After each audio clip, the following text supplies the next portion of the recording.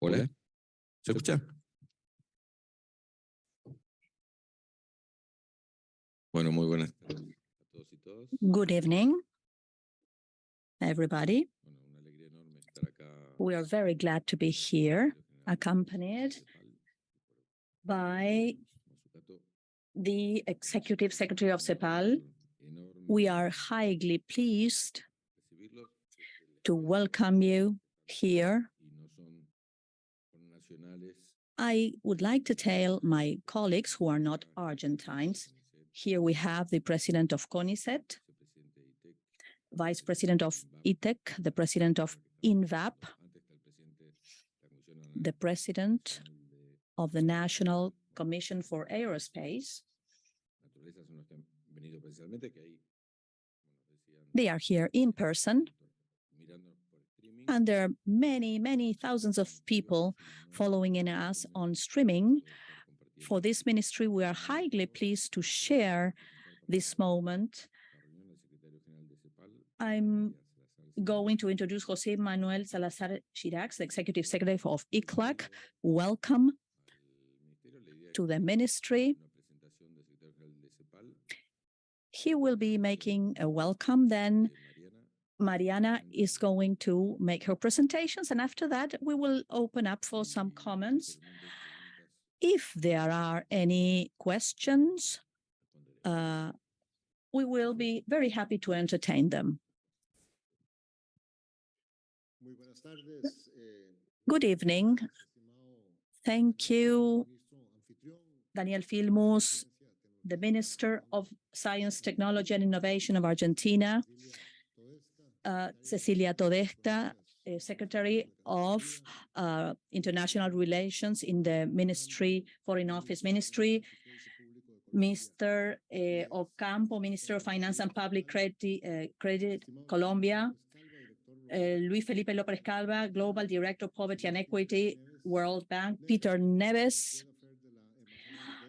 Chargé d'Affaires, the Embassy of Germany in Argentina, and of course, our star today is our dear professor, Mariana Mazzucato. She is the founder, director of the Institute for Innovation and Public Purpose of the UCLA. I greet all the people here.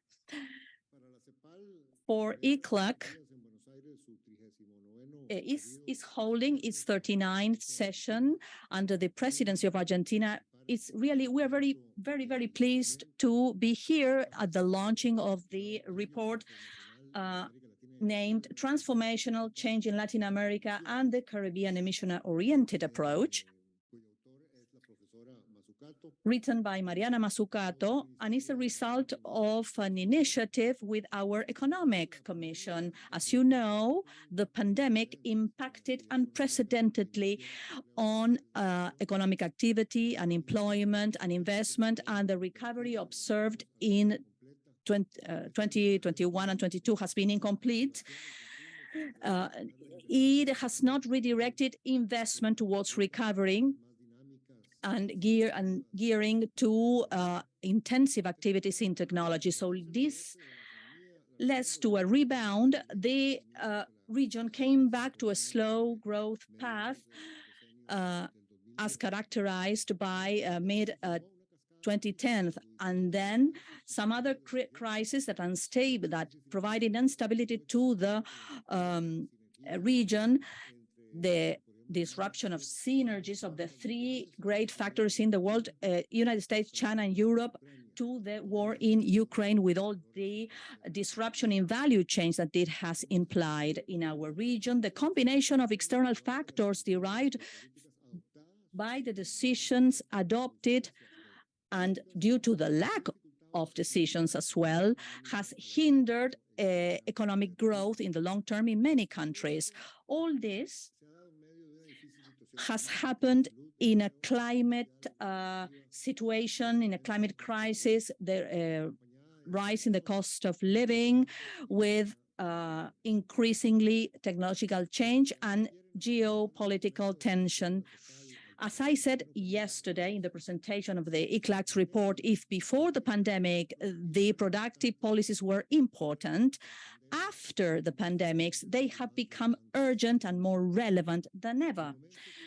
The moment calls for a transformational recovery where the structural change and production diversification and public and private investment play a key role. If before the pandemic we had strong signals of a changing mindset regarding the production activities and the relationship between the market and the state, the pandemic focused on this approach and focused on the strategy for many economies in the world in the near future. This needs to be expanded, and science and technology plays a key role in accelerating technological revolution. The most innovative part of the new approaches in terms of these new policies, one of which is the mission approach proposed by Mariana Mazzucato, is given within the space of governance, collective efforts of different stakeholders, especially the private sectors, public institutions, the academia, research and development, organizations of workers, and funding institutions, and all those that are relevant for growth, innovation, and human development to tackle specific challenges. Even though there's a new vision and a paradigm of how to do this, unfortunately, the countries in the region, with some exceptions, such as the Plan Argentina Productivo and the 2030 plan in Argentina and Councils of Competitiveness and some others in Colombia. Most of the countries in the region have not defined clearly their strategies, or they advance slowly and with a low scale in designing and implementing their new approaches. And this is unfortunate and should be changed, because the history of developing the region shows that the forces in the market cannot solve growth problems and investment and poverty issues. So it's important to take advantage, seize the opportunity of this moment to implement policies and science and technology and innovation policies geared to innovation and growth and social inclusion and environmental sustainability. From the ECLAC, we believe that moving on in building these kind of policies that are sustainable is urgent for the region, and the document Transformational Change in Latin America and the Caribbean Mission-Oriented Approach by Mariana Mazzucato is a very significant contribution. It is welcome regarding the type of policies that the region needs. Her vision that the policies can leverage growth by implementing missions to tackle huge challenges and translate them into projects that's also measurable. It has facilitated the production policies in Argentina and Colombia and Chile, for instance. And so we are very pleased here in ECLAC to have facilitated this process. In this document, we have production and technology and opportunities through a mission approach, creates intervention processes with a systemic approach determined by social and political actors, and can articulate tools in institutions. The importance of social dialogue and fostering the active participation of workers, companies, institutions, and the building of governance structures to strengthen the social legitimacy of policy initiatives and their distributive potential. So these policies are a social construction, and only then can they become effective. ECLAC is pleased to launch this report as a contribution to our toolkit about what to do and how to do it, especially because Mrs. Mazzucato's approach sheds light on how to move forward to tackle the great structural challenges in the region. We hope this report inspires governments in their strategies, industrial strategies, and general production growth in a new era of technology exchange and knowledge exchange among the countries in the region. So I hope this debate is very, very fruitful for myself and for all of you. Thank you. Manuel. Thank you very much, Jose Manuel. Now I would like to introduce Professor Mariana Mazzucato. Not reading her CV, that's unnecessary, but I would like to mention a few key topics, whose answers can be found in this report. She gave it to me as a present on Sunday. And, this is a topic that has brought us together, many of us, those of us who have embarked on these social sciences back in the 80s. And, all this work began with the specific work, Faith Silver, back in the 80s. That's an empty pigeonhole, and which states that no country in Latin America has distributed and grown at the same time. Uruguay and Argentina have distributed the best, but they had not grown, and those which had grown had distributed in a worse fashion. That empty pigeonhole, I used it to write another paper with the same indicators for the 90s and the 2000s. It's interesting, you know, for the 90s, the result with the same indicators was 2 empty pigeonholes. Countries maybe could grow or not, but no one distributed in a good way. So why in the 80s Latin America grew or did not, distributed or not? I made a comparison with Oriental countries. Well, the document took the case of the Republic of Korea, and there was a huge difference in research on investments on research and innovation. So why in the 90s, well, the only way to articulate growth, development, and better distribution was based on technological and scientific innovation. So that's why I consider this important. I apply this to the 2000s. There are several countries, Argentina, who have started growing more and distributing better. 7 countries. I mean, however, when you analyze the end of the decade, Latin America as a whole, has become more primary. So in the late decade, we noticed that this model has its limitations, and we have this new decade. This remains a pending challenge. And okay, why science, technology, innovation are key, decisive, not only for growth, but also for a specific growth model that will generate conditions so that our people will live a more decent life. We normally say that Latin America is not the poorest continent, but the continent with the highest level of inequality. And this work, presented to all the ministers of science and technology from the region, which attended the ECLAC meeting, showed that the abysmal difference, the only region where this investment doesn't grow. And secondly, unlike European countries, some countries were above, doing better, investing nearly 3% on these investments.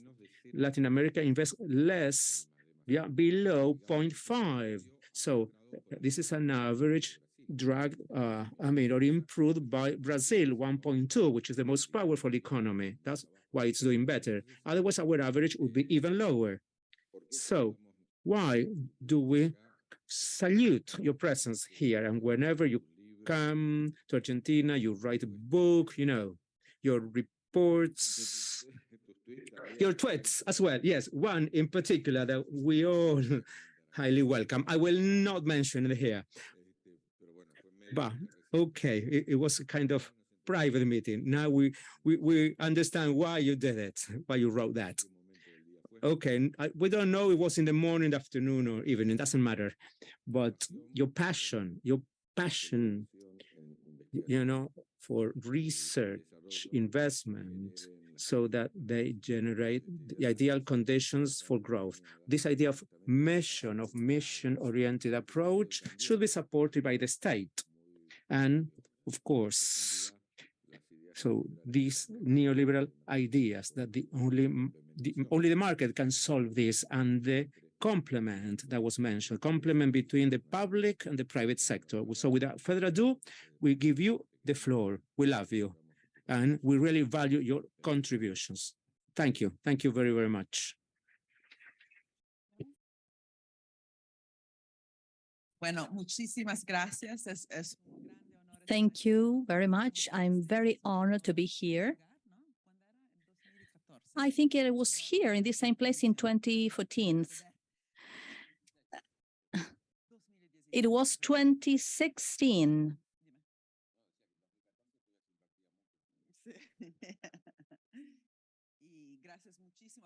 Thank you very much, ECLAC, the new leader, but also the KIP, Andrea, Roman, who have helped us a great deal in writing this report. I hope everyone has a copy. I think there are some copies there, so you can take one. I thank the panel, Jose Antonio. We have met 5 times during a 5-day period because he came to Argentina, now Argentina, and tomorrow in Chile.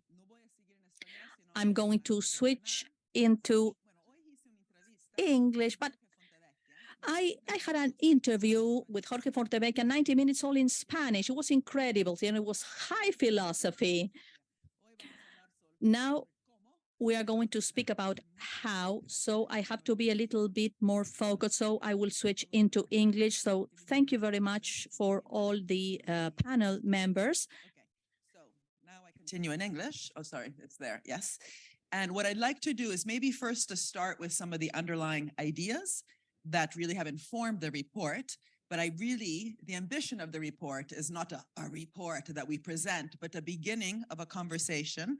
And I hope this is an aperitivo to a much longer dinner where we can actually work with the governments. By we, I also mean the Institute for Innovation and Public Purpose that I set up at University College London, where the idea really is to say, we've had lots of great ideas about policies, but unless it changes the mindset within the civil service, literally a new training that is not public choice theory, a new public management, which is the trickle down from the Chicago School for Public Administration, because the Chicago School neoliberal economics is just textbooks.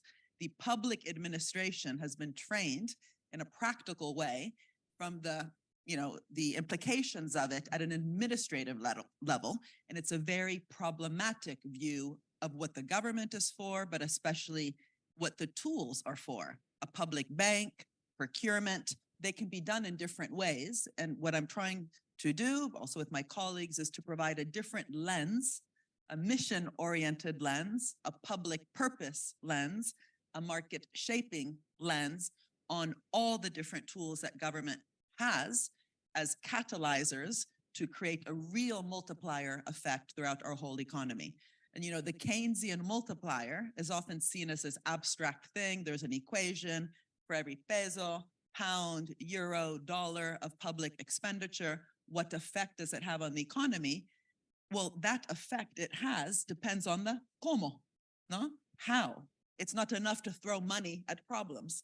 So even though there's often not enough money on research and development in many countries, the how really, really matters. And we were talking before about the system of innovation, all the different institutions that perhaps are really important, the distributed system of innovation that is important in the end for the how innovation actually then has an effect on the economy. Too many things in my hands. Okay, so first, ¿no va? ¿Proba?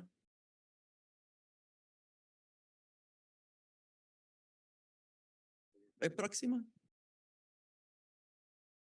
Okay, esperemos que sigue. Okay, first, of course, as a context, I don't have to tell you, but I will say that COVID-19 should have been a massive awakening moment. It should have made us realize that even things that are not simple, but basic that we know how to do, like deliver personal protection equipment to frontline workers, like making sure that the digital divide is not too big. So when people are in lockdown, they still access their human right to education, to make sure that the vaccine is not enough, because the mission, we'll talk about missions in a second, is not the vaccine, it's to vaccinate the whole world, right? Instead, what we have is what Dr. Tedros calls vaccine apartheid, where 80% of the vaccines are being hoarded by 10% of the countries. And it should have been a wake-up moment on the public-private partnership, because in the end, sure, things got done, but in many countries, they were done way too late. An excess of millions of people died. Of course, with health pandemics, it's normal that there's death, but the lack of preparedness was actually quite stark. And I must say, just quickly, because I think it's a condemnation that we should all think about, the huge amounts of recovery funds around the world, did they actually strengthen our system so that with the next pandemic, we are more prepared? Do we have stronger global health systems now? So the next pandemic, as the permafrost melts, will cause less deaths? I fear not. And I'll come back to that later. And of course, this particular health crisis is on the back of course, the climate crisis. Before that, of course, everyone was talking about the financial crisis. There is also a very big biodiversity crisis, which of course, for a country like Argentina being So biodiverse is also very important. But again, here as well, what we found was that even the recovery funds, as they appeared, continued actually to subsidize many companies that are using fossil fuel, if you want, driven supply chains. So did we actually use, again, the crisis to help steer the economy in a way that truly is building back better? A nice term that Biden tried to use, but then didn't necessarily put into action as much as we hoped. Again, I think not. And of course, so many countries, and this is definitely true in Latin America, don't just face these immediate, the next crisis one after another, but deep structural problems that require a much more long-term vision. And these shouldn't be seen as either or, right? Solving the COVID-19 problem of strengthening health systems can happen at the same time that we strengthen our economic grounding, for example, making sure that the investments in our health system are also driving increases, for example, in productivity growth. But the stagnant productivity growth that also many other countries have, so don't feel too bad. Italy, only Haiti and Zimbabwe have had lower productivity growth than Italy in the last 10 years. So Italy and Argentina have lots of things in common, we know, beyond the beautiful accents that we have that sound very similar. I'm always told I sound like an Argentinian because I speak Spanish with an Italian accent. Anyway, so sorry, can you go back? Am I moving this or are you? Okay. So weak institutional capacity, tight fiscal space. Of course, it's also a big issue in terms of the conditions that are often set with different types of financial loans. Anyway, we all know that these are the deep problems, but the question is, how can we actually solve both the big grand challenges of our time, health, digital divide, climate, but in such a way that is driven by investment in innovation, which if it works well, can actually really help us solve or address at least these immense structural issues. Next slide, thank you. So it's really important, I think, to go to the source of the problem. Next slide. Okay. Which is, why do we... One of the things I've been focusing on in terms of my own work is that one of the deepest problems we have is the framing itself of how we view the policymaking process. If policy is there just to fix market failures at best, literally always being too little, too late, because by definition, you have to either wait for something to fail or worry it might fail.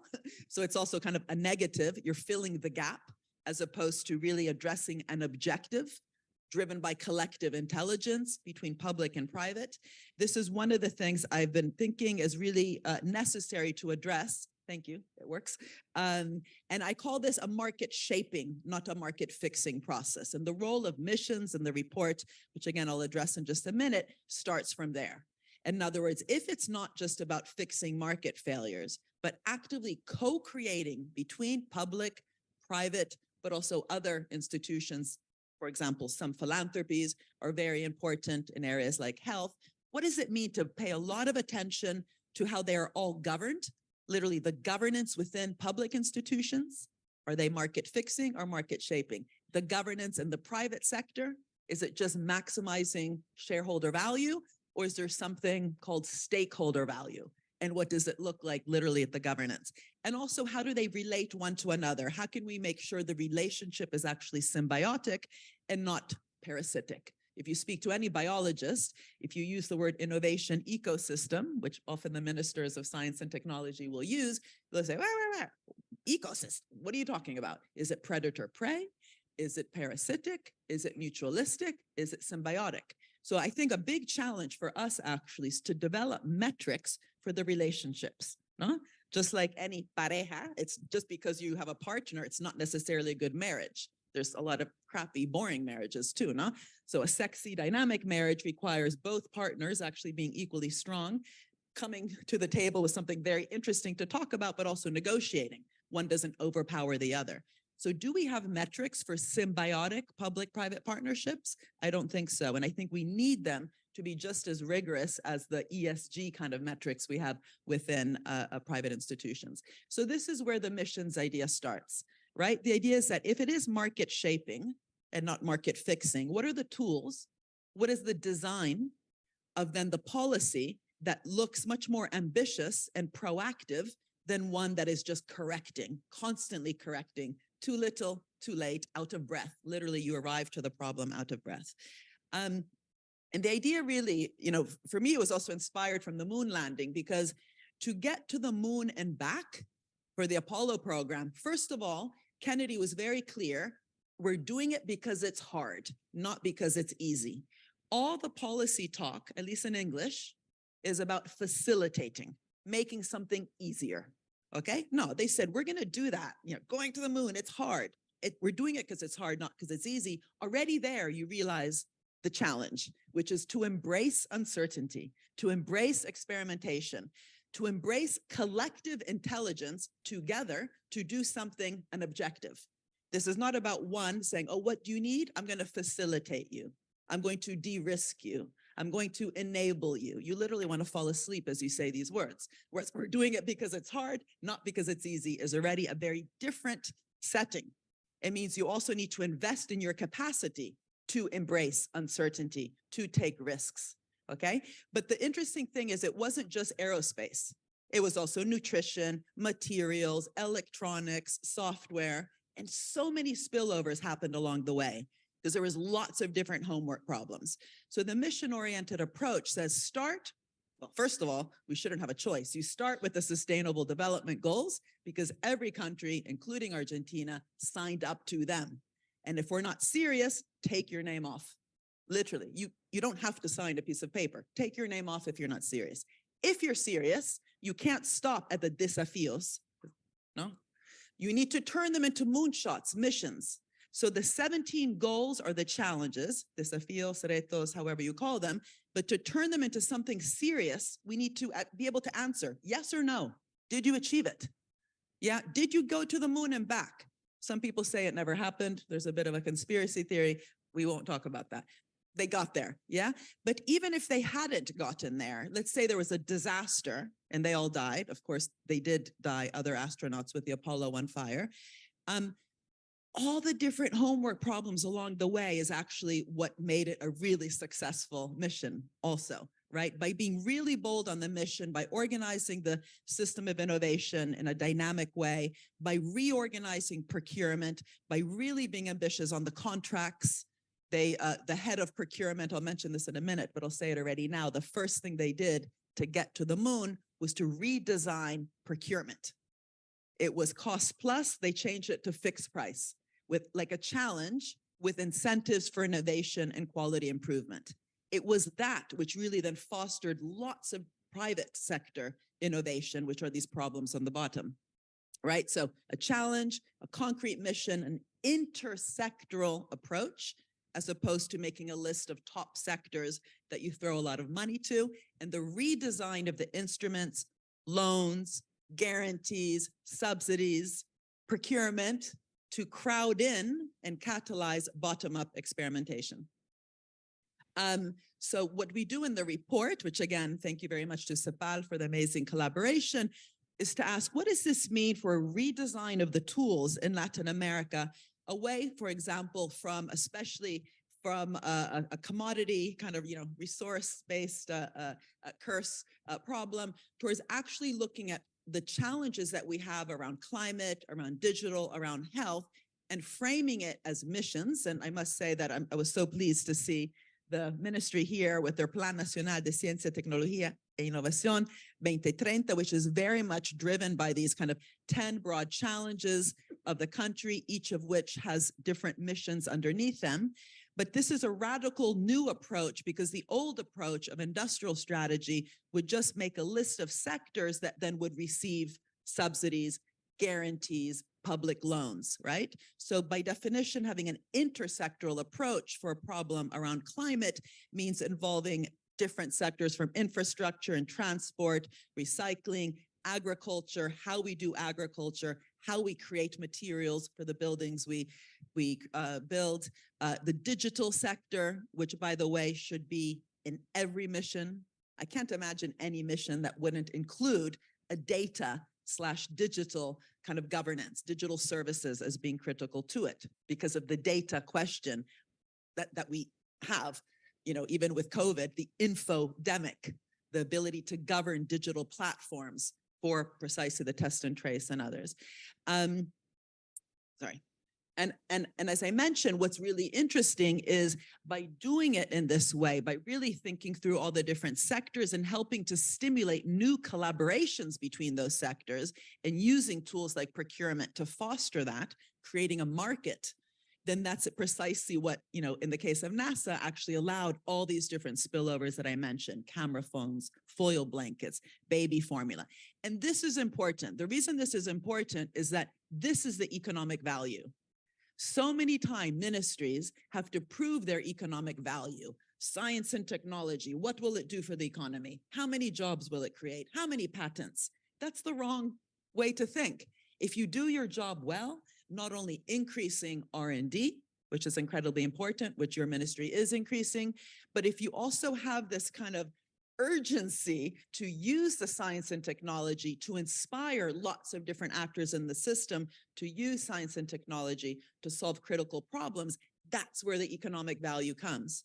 And my experience is that NASA today is actually being pressured more than ever in the Budget and Appropriations Committee, where it gets its finance, to already before prove economic value. And surprise, surprise, less economic value than when it was truly mission-oriented and catalyzed 400,000 people who were involved in the Apollo program. And so this is important also because the missions, which I'll come to also later, I think should sit above all the ministries. Because if it's just in the science and technology ministry, if it's just in the industry, the Department of Industry and Innovation, or if it's just in the health ministry, if it's just in the environment ministry, then it doesn't actually change the mindset. And if the Treasury, the Ministry of the Economy, really gets this approach, it would affect how they evaluate and value the work actually done. No? So if you have a model of economic growth, it's the old model that doesn't change, and then the missions are done at a ministerial level, you actually don't get that kind of catalytic effect that can really also get the all of government approach, but it also doesn't affect our mindset of what actually, causes economic growth. Missions must be bold and inspirational. This is the hardest bit. Going to the moon and back was quite inspirational, but so were things like, getting the plastic out of the ocean. Children understand that mission because there's a wonderful documentary by David Attenborough called The Blue Planet, where the last episode showed all these dolphins and sharks choking and dying from plastic.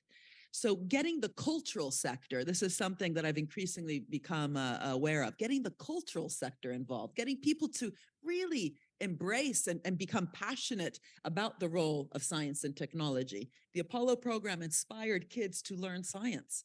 All those people looking up at the sky. What does it mean to engage with your citizenry at the city level, at the regional level, to also co-create some of these missions?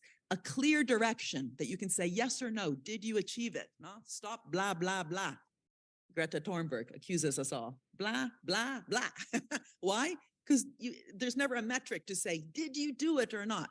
Ambitious but realistic, using the current competence while also pushing the frontier. Interdisciplinary and cross-sectoral.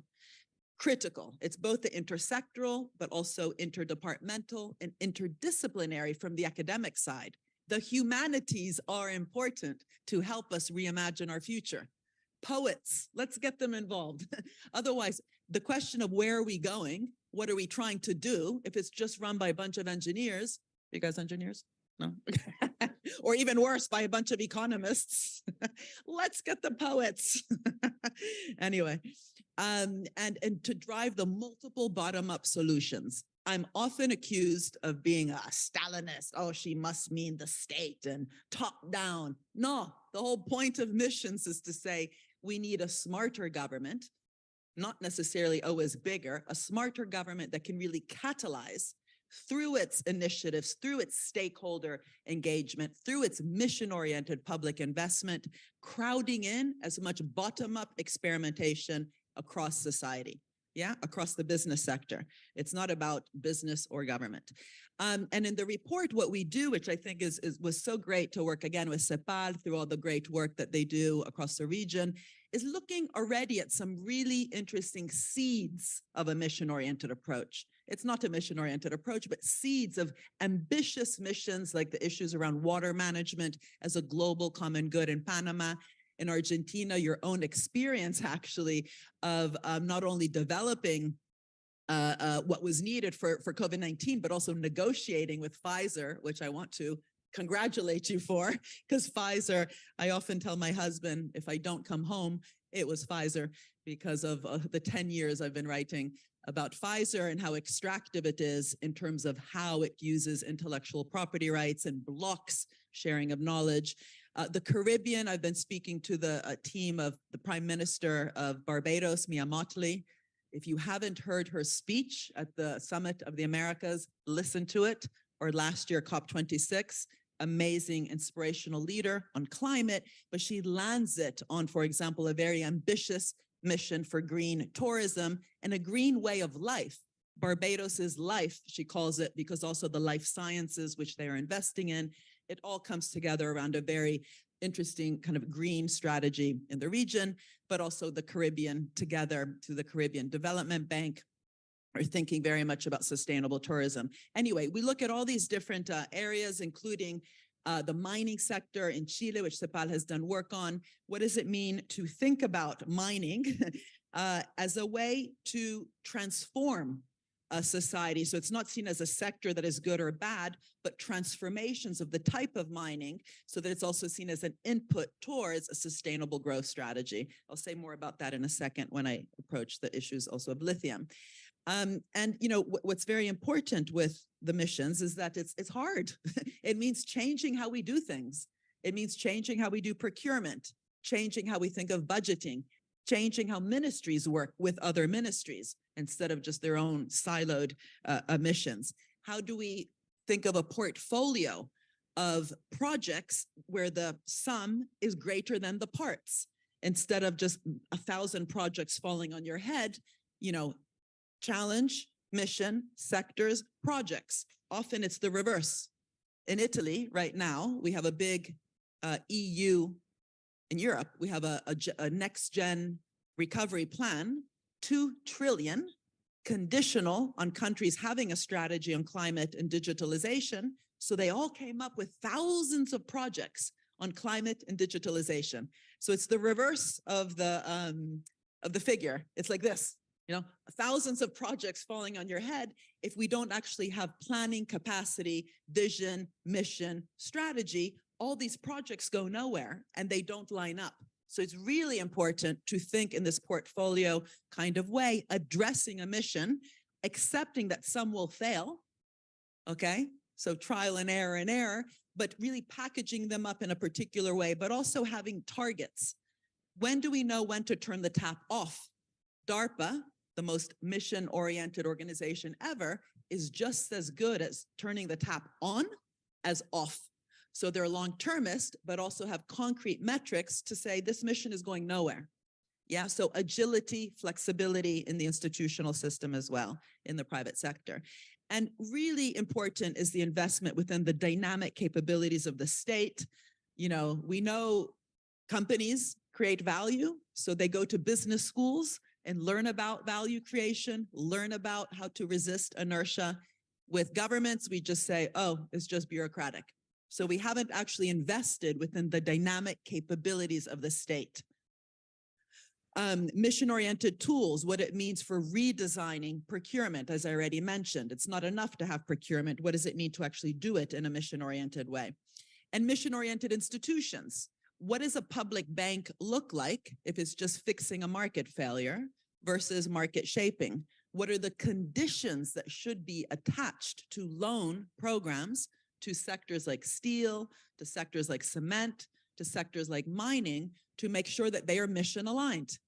In Germany, the KfW, the private bank, and I know we have our German ambassador here, the loan to the steel sector was conditional that steel lower its material content. which they did through repurpose, reuse, recycle technology across the entire supply chain. So they today have the greenest steel sector in the world because they had to. There was no, choice. How they did it, they had to get public money. Otherwise, go do what you want. How they did it was up to them. It was not micromanaged. The bank did not tell them what to do, but the goal was there, the mission was there, which then affected the transformation within the sector, which is today one of the greenest steel sectors in the world. And the design of the partnership, it was so interesting that NASA had contracts that said no excess profits. Should ring a bell. Today we're talking about taxing windfall profits, given the energy crisis, which is seeing billions of profits increasing in the sector, in mining and in energy. But this in general is an issue beyond the inflation situation now. If you have collective intelligence, if you have collaboration between public and private, then it shouldn't be a gambling machine. One side should not be gaining too much compared to the other in terms of actually sharing the rewards, or at least not turning it into a gambling machine like Pfizer is today with the vaccine, which the price again just kind of rose even more, even if you look at the history of the mRNA technology, which also came from huge amounts of public science and technology investment. I have 3 more minutes until my time is up, so I'll speed up a bit. No? And with health, because I know that you're also very interested in health, this is one of the biggest problems. So the prices of the medicines or the diagnostics and the intellectual property rights should be governed with this idea of the common good. Why? Precisely because there's so much public investment. In the US, 42 billion a year is used by the government to invest in drugs, and the prices don't reflect it. The patents are too wide, too strong, too upstream. So really learning how to govern a system with a common good kind of metric is critical for a missions approach. Procurement, was I already mentioned, is critical. To design procurement in such a way that's outcome driven, catalyzing bottom-up innovation in a country like Argentina is critical. You actually have a very high procurement budget, which is good, but if it's used in a static way, just to give money for a contract, it doesn't necessarily benefit from the immense innovation that can happen through a procurement budget in the Ministry of Health, Ministry of Transport, Ministry of Education. I was mentioning before to the minister that in the UK, our whole innovation budget is £10 billion. Just the procurement budget of the Ministry of Transport is £40 billion. So if you have a sustainable mobility mission, you can use that procurement budget in the Ministry of Transport to funnel huge amounts of innovation bottom up for those transport-related, mobility-related missions. So your innovation budget just escalates exponentially if the procurement of all the different ministries horizontally is seen in this outcomes-oriented way, like NASA did as soon as they began the Apollo program. I already talked about conditional finance. BNDES, one of the largest public banks in the region, has actually been, especially actually under Lula, I remember studying this because Lula in his first administration was very ambitious on inclusive growth and innovation-led growth. It actually affected how the bank was giving out the loans. I remember studying that with the generic industry, generic drugs, who were starting to be bought up by the multinational companies, the condition that BNDES posed to help the generic companies was to also say, these drugs you're producing, 5 pills a day? Who's going to remember to take 5 pills a day? Someone in a favela won't. Their life is too disruptive. 1 pill a day. Structure how what you're producing to also help us with the inclusive growth strategy. That was an interesting condition, huh? Also, GovLabs. I mentioned this in the CEPAL discussion yesterday. Chile has a laboratorio de gobierno. Mexico City has a laboratorio para la ciudad, creating safe places within the government, again, above all the ministries, I think, to create a safe place to experiment with these mission-oriented tools. So you kind of learn by doing. You might mess up, but you learn, you share the knowledge, between the ministries, but also between Latin American countries. I propose in the report that CEPAL perhaps convene once a year these Gov labs across the region to share what works, what doesn't, whether it's through budgeting, procurement, and so on. And again, these public sector capabilities really matter, but they need to be developed. We did a study with UNDP, which I understand you were in charge of. Akim Steiner and I wrote a report after COVID and looked which countries actually did better. And surprise, surprise, it was countries like Vietnam, Kerala in India, Rwanda, Togo, that even though they were in the developing part of the world, had actually invested within their public administrations, instead of outsourcing things to McKinsey, to develop the tools that they learned were needed after previous crises like the Nipah virus. And learning from experience, I already mentioned this, we definitely need an all-of-government approach, and it's so great to see that both your ministry, but also the one on production here, are both thinking in this mission-oriented way. In Europe, I recommended von der Leyen, the head of the European Commission, to use it to construct the Green Deal, which of course is above DG Innovation, DG Connect, DG Environment. So this is, I think, critical for really, getting that all-of-government approach that, of course, we use with wars. I've already said that the whole point of missions is to change how we think of the verticals away from just a sector-specific approach to a cross-sectoral one. But let's not forget that the horizontals really, really matter too.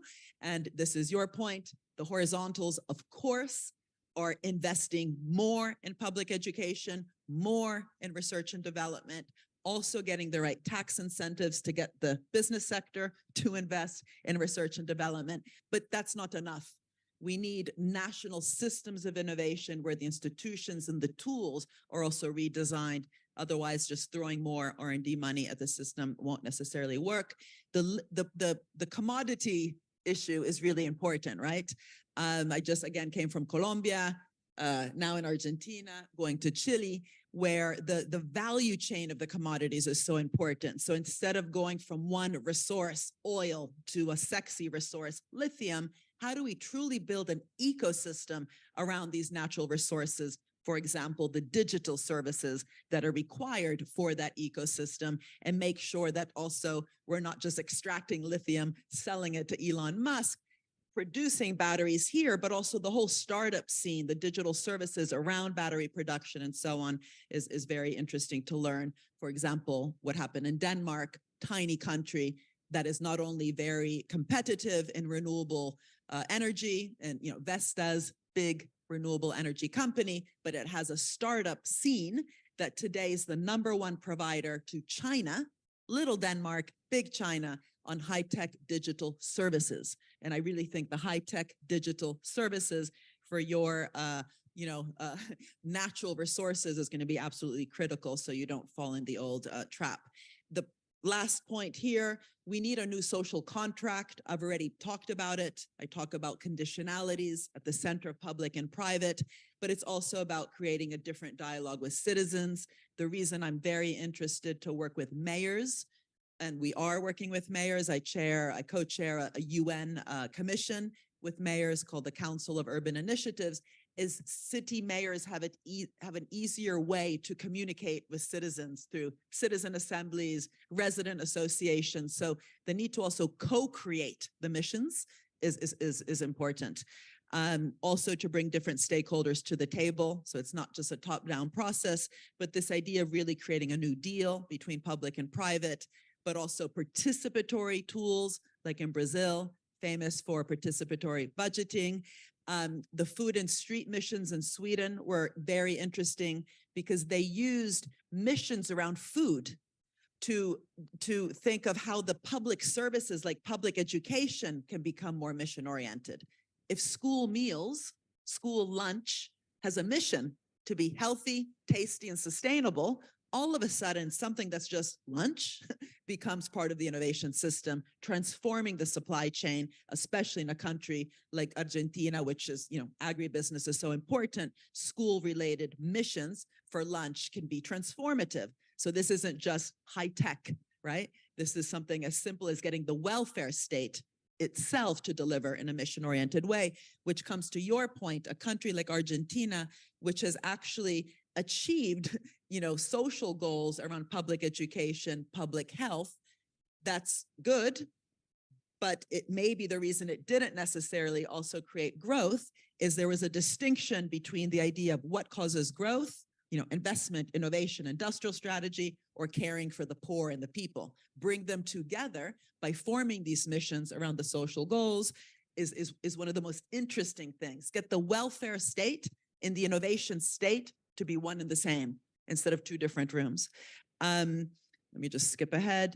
Just to say, in the World Economic Forum, I also co-chaired an interesting discussion of how to get public and private to work together. To be honest, everyone's talking about this, stakeholder value. We need to walk the talk. And if you can't walk the talk during a COVID pandemic, where we have, again, the Pfizers of the world refusing to share the knowledge during a health pandemic, then stop talking about purpose, stop talking about B Corp, stop talking about stakeholder value. So I think missions should be a way to walk the talk of stakeholder value within corporate governance. And this is very important in terms of your own conversations with your businesses. The last slide is really just summing up everything I said, the need for a shared direction, outcomes-oriented tools, deliberately designing those mechanisms to foster that collaboration, the famous how question of Jose Manuel, and really investing within the administrative capacity of the state, going against this massive trend of outsourcing that we've witnessed over the last 50 years. And lastly, the slide here is really what we're trying to do in my institute, where we say we need to change the vocabulary, the story. It's not about fixing, but co-creating. It's not about de-risking, but welcoming uncertainty. It's not about picking winners, but picking the willing. A public bank should provide patient long-term finance to those organizations willing to work with you on these difficult tasks. It's not about leveling, but tilting. That's where the tax incentives help. You reward the companies that are moving in the direction of long-termism and a green strategy. You don't just, say we're leveling and then we get out of the way. Capacity building, and this last issue of how do we evaluate it through dynamic spillovers across the whole economy, as opposed to the old style net present value, cost benefit analysis, which no one would have ever gone to the moon had there been a cost benefit analysis done at the beginning. Thank you.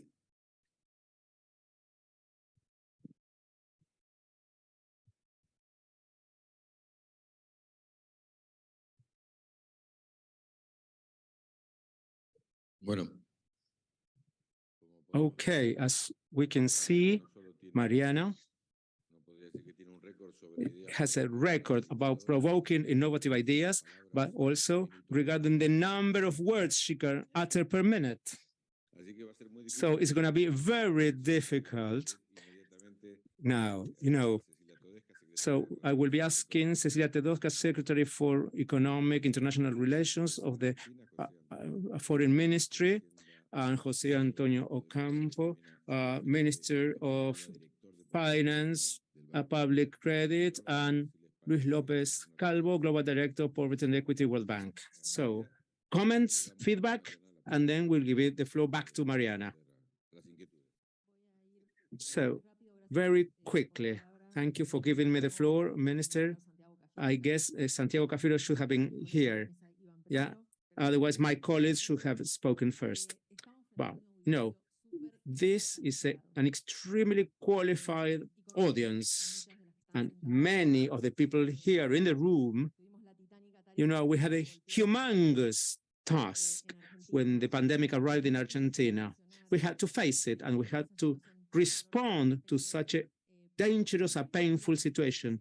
And we had to get industrial policy on its feet in a wide sense. But in Argentina, that was practically non-existent, no industrial policy. And let me tell you that the results were fantastic. And I can see in your faces, people in your flesh, I can see the people who enabled this result. I could give you some examples. We're working on a COVID vaccine fully developed in Argentina. Phase 2 and phase 3 stages will start in December. This work was done among different ministries and headed by a state university with CONICET researchers, respirators and ventilators. Our hospital system did not collapse, thank God. And also back then, at the height of the pandemic, we developed special funds in order to provide guarantees to companies and subsidize these loans. Old instruments, as Professor has said, but they were non-existent here. And without this FOGAR from the funds, we wouldn't have been able to pay wages and salaries and the IFE special fund. So I will be very brief and succinct. I will speak about my role in the foreign ministry. So how do we want to become part of the world and relate to the world? I will start by the end.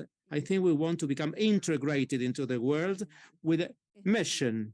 We want mission-oriented integration. We want Argentina, we want our region to create decent rights-based employment, and we want to transform our production strategy, our production architecture. We want to implement missions in the region. That's why it's so important to be here together with ECLAC. You know, for us, this is a great place, and the organization is a fantastic place regarding policy making and data.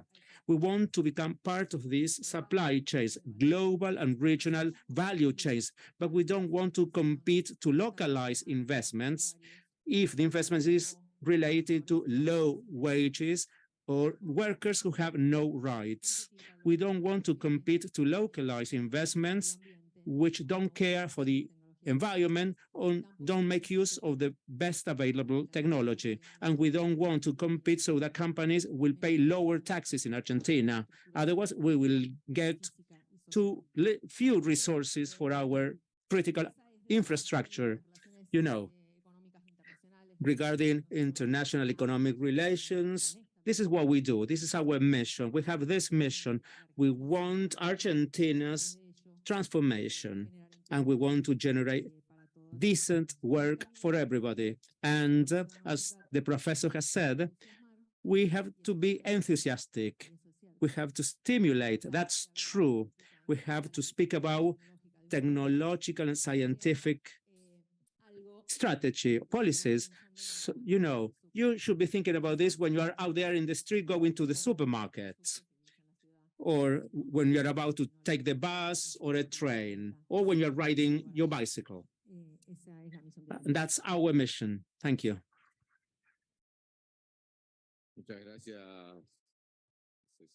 Thank you very much, Cecilia. I will give the floor to Jose Antonio. It's a great pleasure to welcome you here.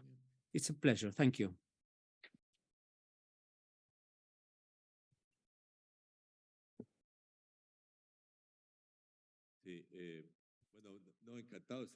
Well, it's a pleasure. You know, Minister, and, you know, this is a great professor, but it's a great friend, a close friend who visited us in Colombia, and now we are working together here in Argentina with ECLAC. And I would like to start by pointing out two underlying concepts which I find particularly relevant. The first one is this notion that public administration should not fix market failures. It should create markets. And this is important, and create institutions and new ways of collaborating. And this is what lies under this mission concept.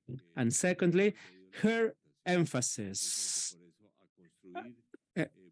The construction of good public bodies in order to attain these goals. And regarding this and this document, ECLAC's document, we have to embrace a new era of structural transformation based on productive development policies, which are more active, not proactive. more proactive. I like to speak about productive development more than industrial development or policy, because industrial, the word industrial is more associated to manufacture or manufacturing. So production of food, which is a critical issue.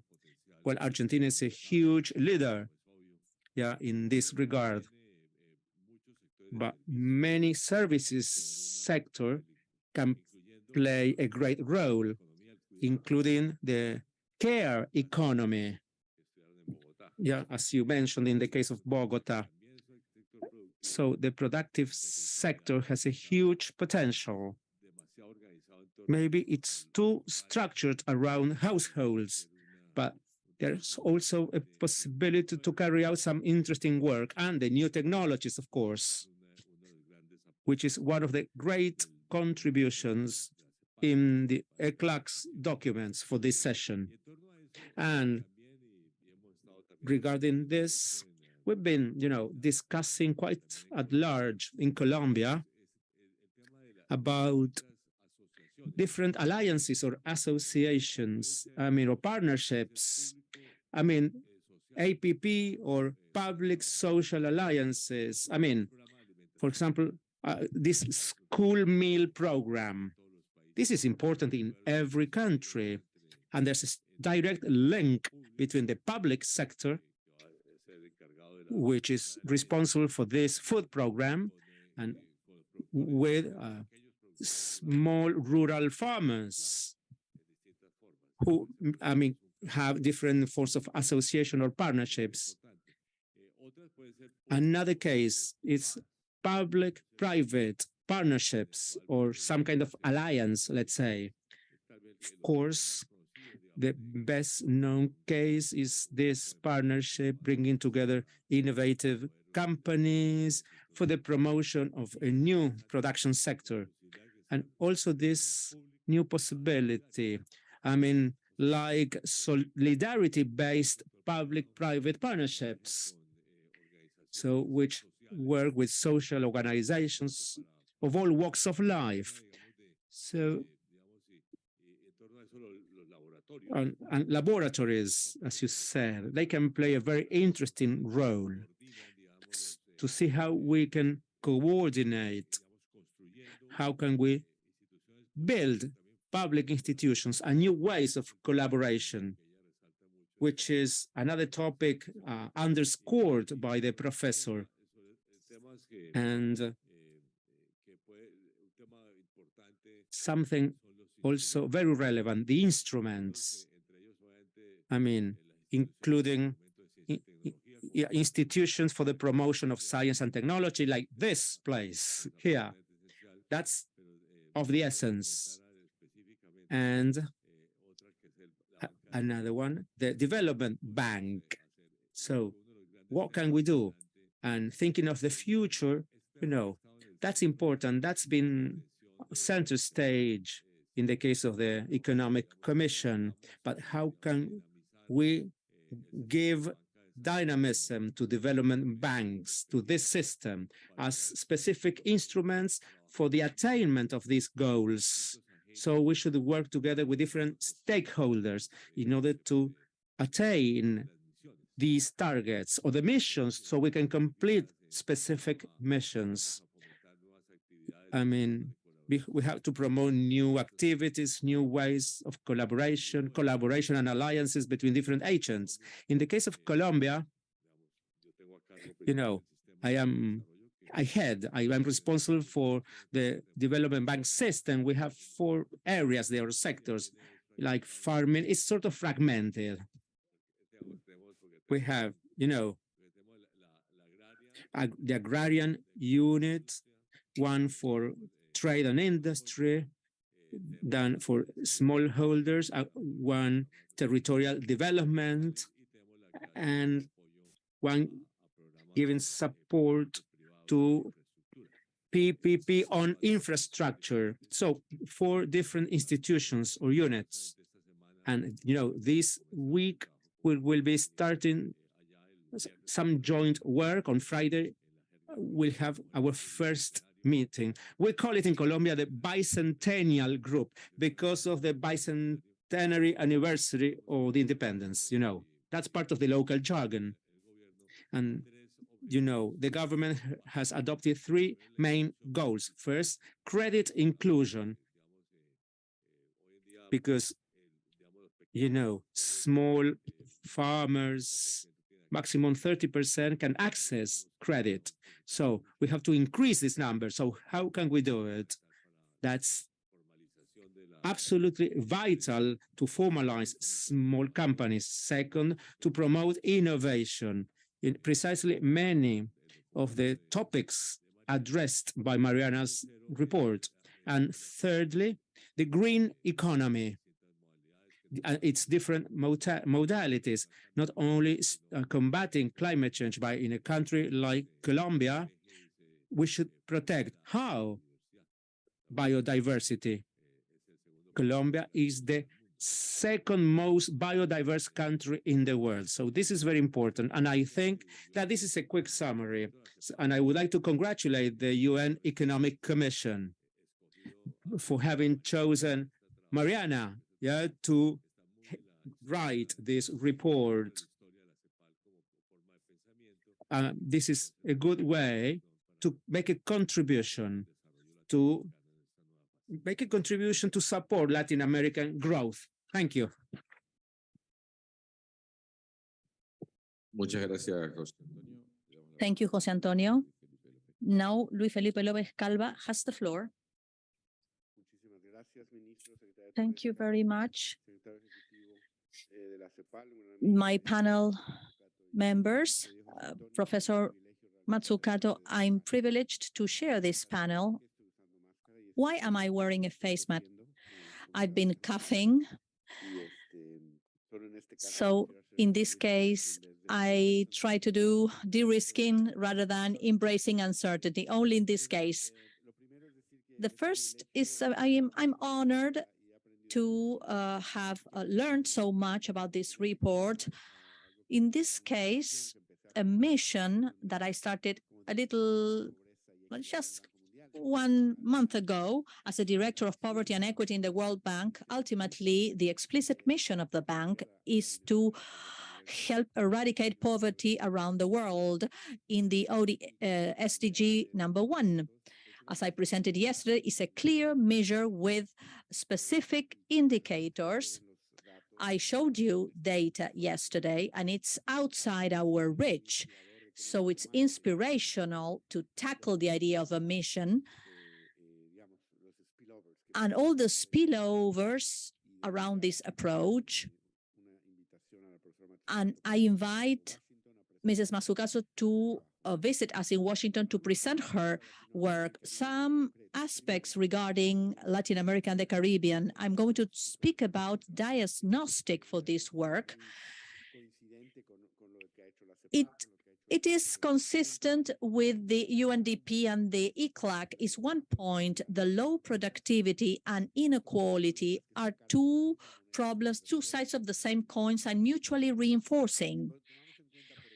So if we speak about structural heterogeneity, it's specific and critical for the ECLAC. One is in the work, labor, informality and inequality in wages, and the difference in productivities cross-sectorally in the economy. This is the same in LAC economies. So innovation can have an impact, especially within firm productivity, but across firms, there's a misallocation of capital and tax barriers that distort misallocation of equity. And this is an issue, a critical issue, and requires to think about a mission to disrupt this structure. And it is a complex issue.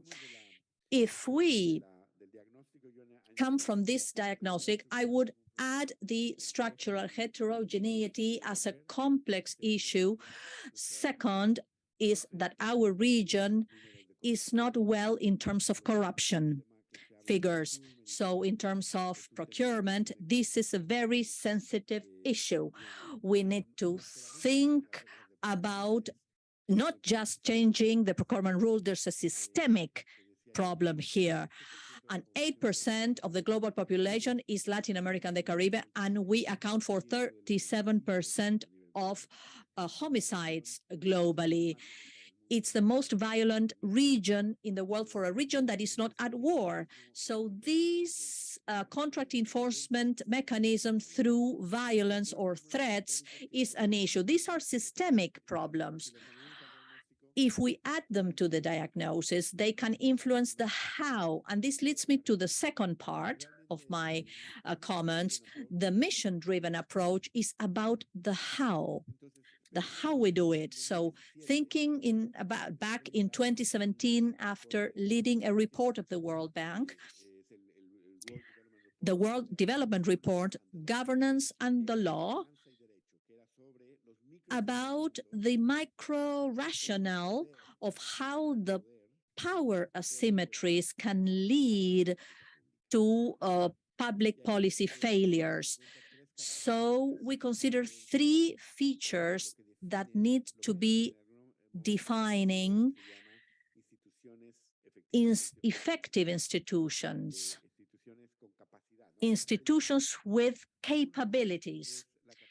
The capability to coordinate, and the other is the capacity of commitment to sustain a policy over the long run. And the third one is the capacity to voluntarily comply with the rules. Why a mission-driven approach? And this is the collective reflection. It's not just a question for Mrs. Mazzucato. It's just a comment, a reflect. Why a mission-driven approach can help these features that we need. First, if the characteristic in the diagnosis, we see a coordination failure where we need to align expectations so that the public and private actors move in a certain path that at this point in time is non-profitable, but collectively it looks much better. This coordination device can be the mission-driven approach, this coordinating instrument that could mobilize actors towards a certain path. This is very interesting. And saying why, I mean, this how can be different from other hows. The second point, and it's also related to what I've just said, is commitment.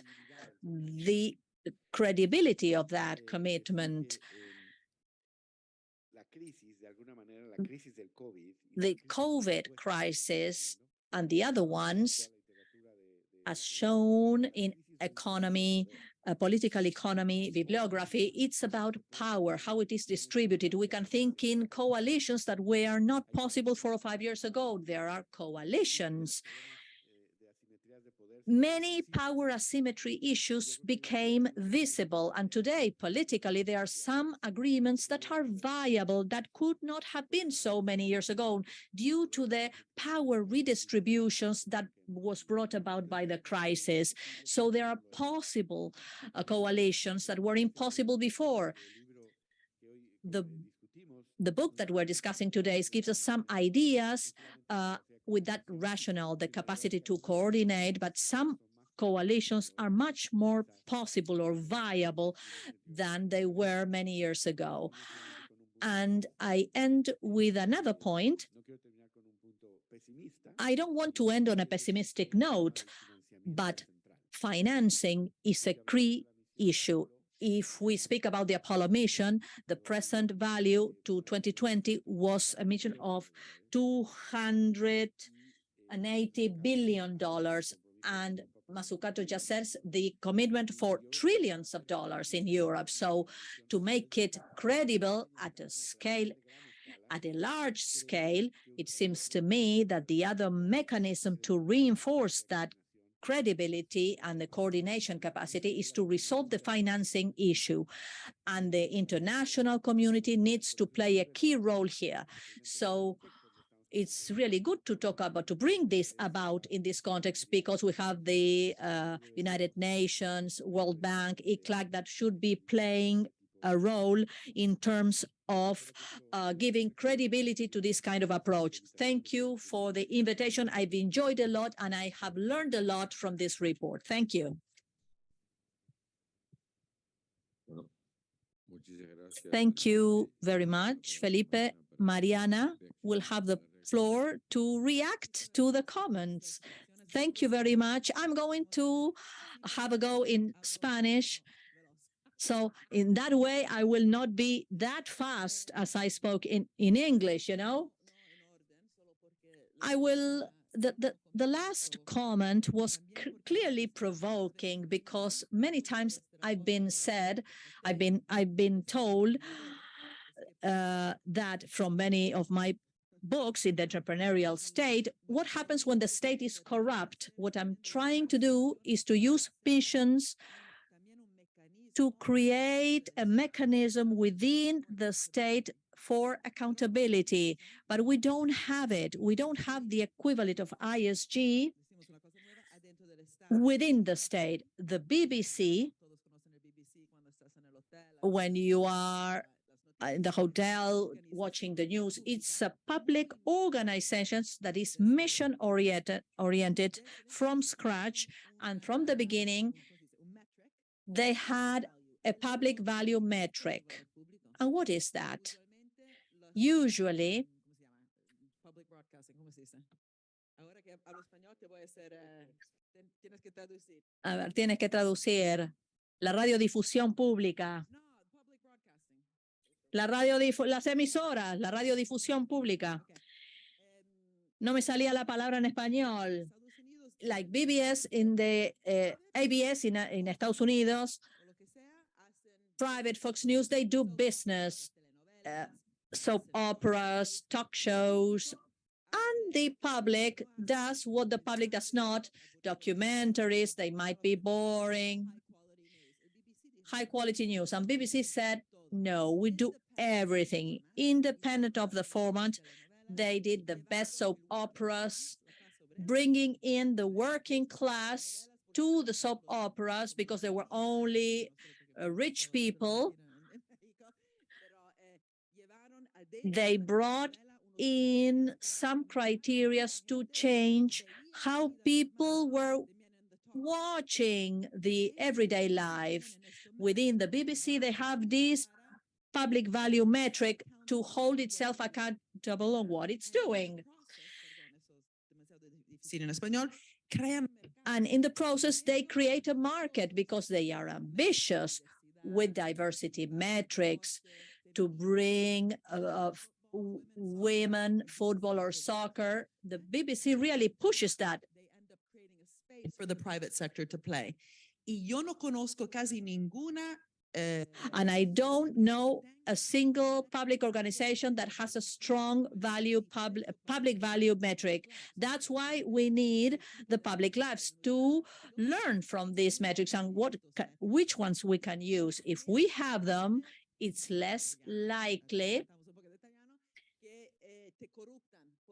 It's less likely for corruption to occur. Someone says, can you de-risk me? Can you facilitate me? Can I be considered a top sector? So in theory, we need to be very rigorous with missions. They have to be cross-sectoral, having a common good of what you're trying to achieve. The example with the vaccine I've just commented. This will lead us to reduce the probability of corruption. This is really important for what you said, because otherwise... Problems are, in Colombia, ora voy avanti indietro, no importa. In Colombia, in Colombia, I was told that missions, the educational missions in the Bank Confederation, have you seen how much corruption there is inside the public education in Colombia? I don't know if it is true or not, but just because of that, we need to use a catalyzing process to change the process inside a sector, not through individualizing the sectors, the mining, education, but part of a transformation. And within public education, including something as simple as lunch, el almuerzo que come los estudiantes dentro de la escuela, y que sea this has to be rigorous, not just hand out the contract. In Italy, the agreements, the procurement is the source for corruption. Why? Because the same word, procurement, is a contract. Procure in English is a verb. You need something. So we need to be rigorous in terms of what we want in order to move into one direction. And the contract, the agreement, is a verb. In Italy, again, we have the mafia. They are waving at me. What's going on? You're just saying hello to me. What's going on? Someone is waving. In Italy, there's a mafia, such as in Colombia and in some other places. Procurement is done through an agency called ECLAC, the National Agency for Anti-Corruption. If you start already with the fear of corruption. Entonces, no quiere decir que no tenemos. Doesn't mean that. What were you trying? No, I don't know what you were trying to tell me, just picking one language or the other. Just because there is corruption, we need to be very careful that we need to have a rigorous control on the tools, not to start by fearing corruption. In Italy, we have a paralyzing situation driven by anti-corruption. I don't know. I think it was in Colombia. A civil servant is going to pay with his own equity if he makes a mistake. He has to sell his own house. There's this sandboxing around procurement. I think Fernando was telling me about a law. So they are punishing people in order to do things better. This does not mean that we are not going to overlook corruption or mistake, but the design of the system really matters. And in terms of health and Argentina's success, because Argentina has invested in the social state, but that has not led growth, I think this is a big opportunity to bring the social challenges. They are problems that are much more difficult than going to the moon. It was kind of difficult, but it was technology driven. But the social problems need tax reform, new regulations, new types of innovation, social innovation and technological innovation. And bringing science and technology at the center of this innovation between state and welfare in the world of health, I think it's the easiest place to experiment and to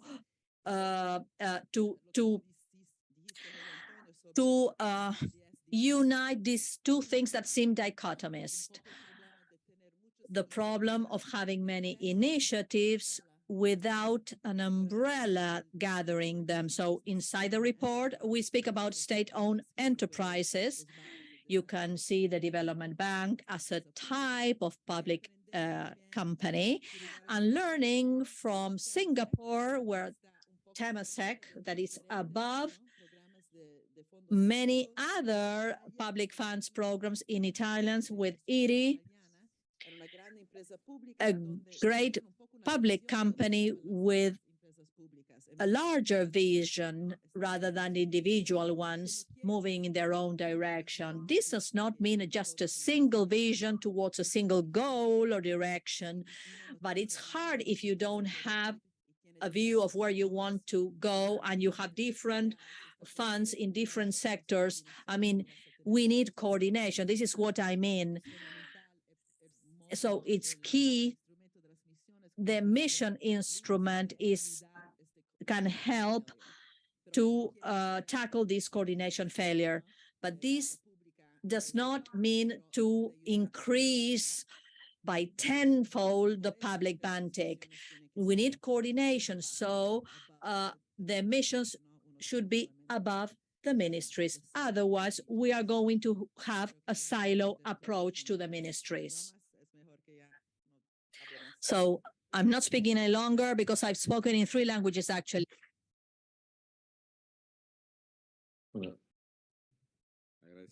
Thank you. I would like to thank the Executive Secretary, Cecilia, José Antonio, Luis Felipe, for your participation, for your comments, your reactions to Mariana's words. And particularly, we'd like to thank Mariana. I mean, not only for her talk, but for everything she has been doing here in Argentina.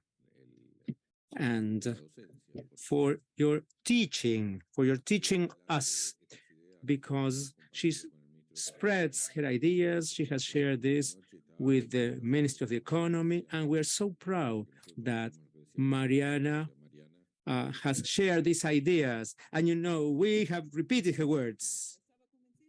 Yeah, and are you convinced? Do you really believe? Yes, of course. But the most important thing is that the Ministry of the Economy was there, who really makes the ultimate decision regarding these things. Argentina, you know, is facing a situation where your ideas are of the utmost importance, because you speak about autonomous development, integrated and integral development, which also takes into account economic development, but with the fair distribution of wealth, and there's no other way. We have to approach each territory with a different approach.